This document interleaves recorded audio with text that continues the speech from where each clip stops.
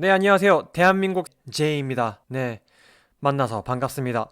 이번 영상에서 제가 말씀드릴 내용은 제 부동산과 관련된 문제점을 제가 해결했던 이야기입니다. 제가 2018년도 초반에 서울에 재개발을 하나 구입을 했습니다. 재개발 물건을 구입을 했고요.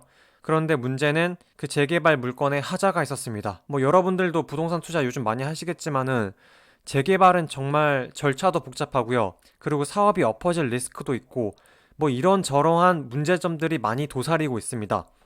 그런데 이제 부동산 규제가 강해지면서 한 가지 도입된 그 정책 중에 하나가 이제 조합 설립 인가 이후에 물건 두 개를 가지고 있었던, 그러니까 뭐 예를 들어서 주택을 두 개를 가지고 있던, 아니면 땅이랑 주택을 가지고 있던, 그렇게 가지고 있던 사람이 그 두 개 중에 한 개를 팔았을 때 그 물건을 매수한 사람, 이 매수자는 이 조합원 지위를 갖지 못한다라는 그런 법의 조항이 있습니다.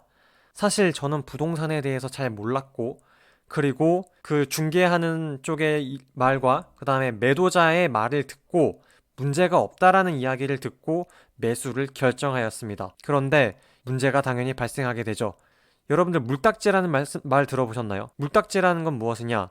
재개발에서 아파트 입주권을 받지 못하는 그런 물건을 말합니다. 물건이라 하는 것은 뭐 주택이나 아니면 토지를 이야기하죠.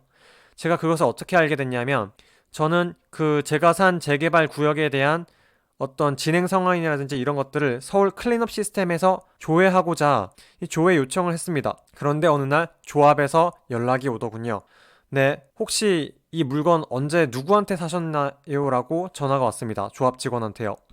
그래서 저는 뭐 언제 이렇게 이런 연유로 사게 됐다라고 했더니 이거 아파트 입주권 못 받는 수도 있다라는 그런 말씀을 하시더라고요. 저는 그때 하늘이 무너지는 것 같았습니다. 왜냐하면 상당히 큰 액수죠. 뭐 제 입장에서는 그렇습니다. 제가 갖고 있는 재산 중에 상당히 큰 액수를 가지고 구입을 했는데 그걸 입주권을 받지 못한다라고 하면 정말 물딱지가 되는 거고, 그러면 저는 큰 손해를 보거나 뭐 본전일치기를 할 수도 있지만 사실은 큰 손해를 보게 될 확률이 아주 높았습니다. 그래서 저는 그때부터 하나의 전략을 짜기 시작합니다. 그럼 과연 내가 어떻게 이것에 대응을 해야 되는 것인가? 저는 매도자에게 전화를 했습니다. 그리고 이 문제에 대해서 이야기를 했는데 그 모든 과정들을 다 녹취했습니다. 네, 하나도 빠짐없이요. 그 녹취 내용은 사실 지금 공개할 수가 없습니다. 왜냐하면 저는 이미 소송을 통해서 제가 승소를 했고 최종 결론적으로 제가 대표 조합원이 되었기 때문입니다. 네, 여기서 결론을 말씀드렸죠. 저는 모든 녹취 기록과 그 다음에 어떤 부동산 계약서 사항들 뭐 이런 것들을 가지고 소송을 제기했습니다. 사실 가장 명백하게 제가 이런 일을 미연에 방지하려고 했었다라고 하면은 이 재개발이라고 하는 거에 대해서 제가 많이 공부를 했었어야 하고요. 그 다음에 그 주택을 매도하는 주택을 매도하는 것 자체가 아파트 입주권도 같이 넘긴다라고 하는 조항 자체를 부동산 계약서에 명시를 했었어야 됩니다. 근데 사실 저는 그것도 하지 않았었어요. 왜냐하면 그냥 그 주택을 구입하면 제가 입주권을 받는다라고 생각을 했기 때문이죠. 네.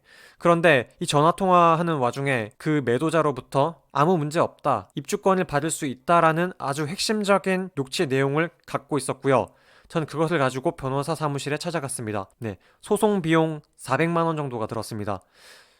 소장을 접수를 시켜서 이제 변호사를 통해서 어떻게 보면 소송을 제기를 했고요. 그리고 그쪽에서 이제 연락이 왔죠. 뭐 부동산도 상대로, 그러니까 제가 소송을 제기한 대상은 부동산과 그다음 매도자였습니다. 결론적으로 이 부동산에서는 중개를 잘못한 것이 되기 때문에 당연히 귀책 사유가 있었었고요. 그런데 그러고 나서 부동산에 저에게 내용 증명이 오더라고요. 최대한 협조해서 입주권을 받을 수 있도록 노력하겠다라는 내용이 왔습니다. 당연히 면피를 하기 위해서 뭐 그런 식으로 내용이 왔던 것 같은데, 사실 그 소장을 받은 이 매도자, 어떻게 보면 피고 측은 그 소장을 받고 매우 힘들어했다고 합니다. 살아생전 그렇게 누군가로부터 소송을 제기당할 일을 본인들은 하지도 않았고 이때까지 착하게 살아왔었는데 이렇게 갑자기 소장을 받으니까 참 난감하다라고 그렇게 이야기를 하더라고요. 그러면 네, 아무튼 간에 저는 사실 제가 이렇게 물딱지가 될 수 있다라는 사실을 알았을 때 저는 사실 이렇게 생각했어요. 부동산이랑 이 매도자가 짜고 치고 정말 순수한 이 30대 중반의 이 사람을 정말 친 거라고 저는 생각했었어요, 그때. 아, 내가 진짜 이 새끼 사기치였구나. 그렇게 해서 저는 상당히 그 당시에 흥분했었고, 부동산에도 연락하고 이게 무슨 일이냐 막 따지고 그랬었죠. 하지만 그리고 나서 매도자한테도 연락을 해서 나는 주택을 양도받을 시기에 입주권까지 받을 생각으로 그 주택을 매입한 거다. 그렇기 때문에 그거에 대한 약속장을 써달라. 아니면 조합에게 그걸 이야기해달라라고 이야기를 했습니다. 하지만 뭐 3달, 4달이 지나도 아무런 그런 조치가 없었었고요. 그래서 저는 강력하게 한 방을 때려야 된다고 생각해서 네, 소송을 하고 그리고 제가 최종 승소를 하게 됐습니다. 저는 이 일을 통해서 참 많은 걸 느꼈는데 제가 많이 무지했고 그 다음에 이런 계약 사항에 대해서 꼼꼼하게 따지지 않았던 것이 제 1차적인 제 문제점이죠.